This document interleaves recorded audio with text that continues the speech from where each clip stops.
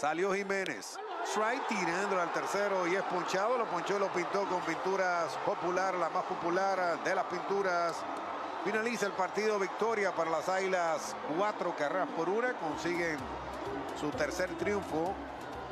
Además, el segundo en forma consecutiva y de paso le propinan la primera derrota a los Leones en este todos contra todos, que se mantienen en el primer lugar con récord de 5-1.